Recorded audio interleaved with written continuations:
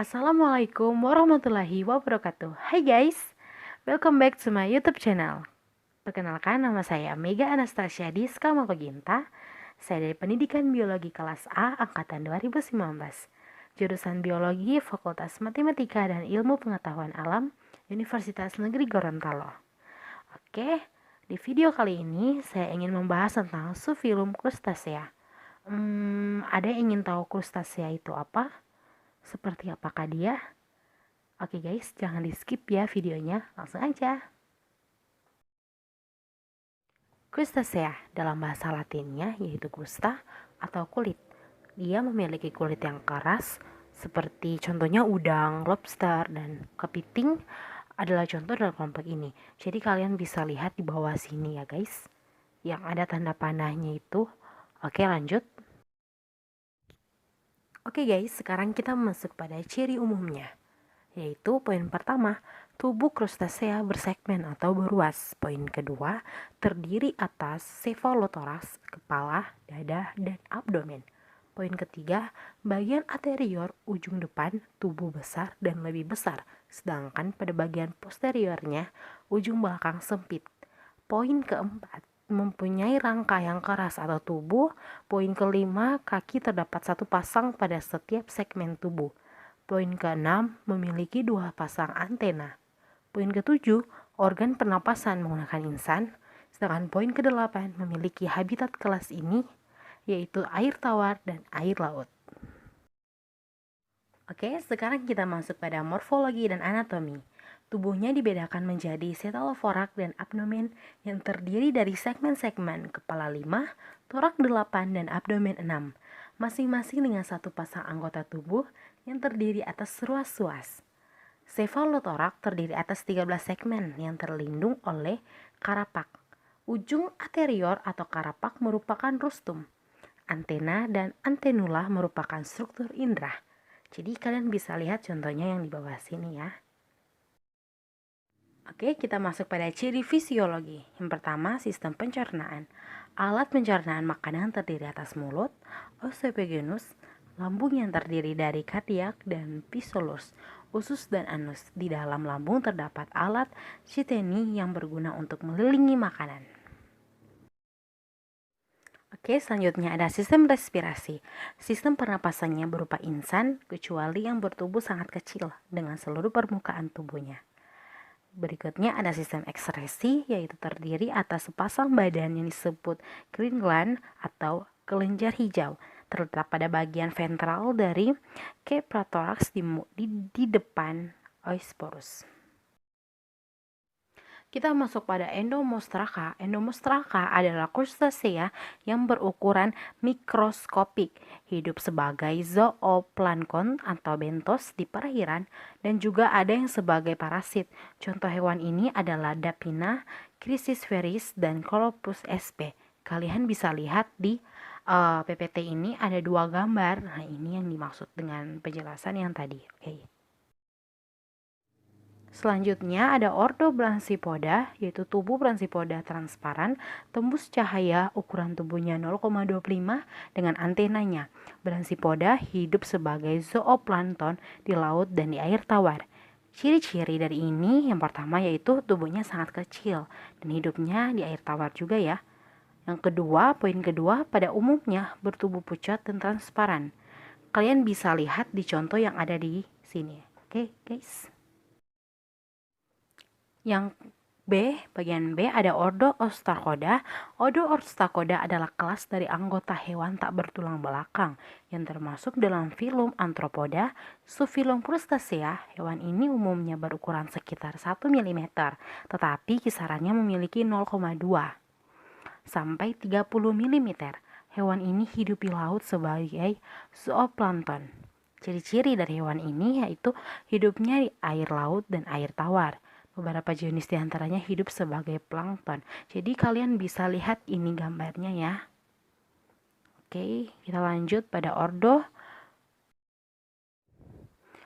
Corpepoda. Corpepoda adalah Grup krustasea kecil yang dapat ditemui di laut dan hampir di semua habitat air tawar, dan mereka membentuk sumber terbesar protein di samudra. Banyaknya spesies adalah plankton, tetapi banyak juga spesies bentros yang beberapa spesies kontrinal dapat hidup di habitat limnoterestrial dan lainnya di tempat terestrial basah seperti rawa-rawa. Cirinya yaitu ordo terbesar di Enchrompustas hidup di air laut, air tawar, merupakan plankton dan parasit. Segmentasi tubuhnya jelas. Jadi kalian bisa lihat ini, ada gambar di situ. Kita masuk pada ordo Cirripedia. Cirripedia berasal dari bahasa Latin yang berarti kaki bergulung, merupakan satu-satunya hewan kelompok krustasea yang hidup sesil, selain krustasea parasit, sehingga membentuk suatu kelompok yang dapat menyimpan dari kelompok-kelompok krustasea lainnya. Ciri-cirinya yaitu hidupnya di laut, pada umumnya hidupnya melekat pada suatu tempat. Kita bisa lihat gambar yang ada di sini guys. Sekarang kita masuk pada Malacostraca, adalah krustasea yang berukuran lebih besar daripada Entomostraca. Hewan kelompok ini adalah udang, lobster, dan kepiting. Kalian bisa lihat ciri-cirinya dan kalian bisa lihat gambar yang ada di samping ini guys. Oke. Kita masuk pada ordo Isopoda. Isopoda adalah ordo dari krustasea yang memiliki atau meliputi kutu kayu, ligia, dan kerabatnya. Isopoda hidup di laut, di air tawar, atau di darat, dan sebagian besar adalah hewan keabu-abuan atau keputihan kecil dengan eksoskeleton kaku dan tersegmentasi. Ciri-cirinya kalian bisa lihat di sini, dia hidup di laut, tetapi ada pula yang hidup di air tawar dan darat. Beberapa di antaranya yang menggerakkan kayu. Kalian bisa lihat gambar yang di samping. Kita masuk pada ordo Stomatopoda. Udang sentadu atau Stromapopoda adalah krustasea bahari yang merupakan para anggota dari ordo Stomatopoda. Ukuran panjang tubuh mereka dapat mencapai 30 cm dengan pengecualian suatu spesimen sepanjang 38 cm yang tercatat. Ciri-ciri hidup di laut, anggotanya terdiri atas krustasea yang bentuk tubuhnya seperti belalang sembah. Di belakang kepalanya terdapat karaps yang merupakan rangka luar, warna tubuhnya menyolok. Jadi kalian bisa lihat ternyata warna tubuhnya kelihatan sangat menarik ya. Oke, kita masuk pada ordo Disapoda. Atau Decapoda adalah ordo krustasea dalam kelas Malacostraca, termasuk banyak kelompok akrab seperti lobster, kepiting, udang. Kebanyakan Decapoda adalah pemakan bangkai. Ordo ini diperkirakan mengandung hampir 15.000 spesies di sekitaran 2.700 genera dengan sekitar 3.300 spesies fosil. Jadi ciri-ciri ini meliputi udang, kepiting, dan ketam. 3 pasang anggota gerak paling depan pada toraksnya berupa fungsi menjadi rahang. 5 pasang anggota gerak lainnya pada toraks menjadi kaki sehingga disebut dengan hewan berkaki 10. Kepala dan toraksnya menjadi satu yang dilindungi oleh keparaks. Jadi guys, ternyata mereka mempunyai peranan menguntungkan loh. Yaitu yang pertama sebagai bahan makanan yang berprotein tinggi, misalnya pada udang, lobster, dan kepiting. Yang kedua dalam bidang ekologi, hewan yang tergolong zooplankton menjadi sumber makanan ikan, misal anggota Brachiopoda, Ostrocoda, dan Copepoda. Yang ketiga, udang rebon merupakan bahan baku pembuat terasi.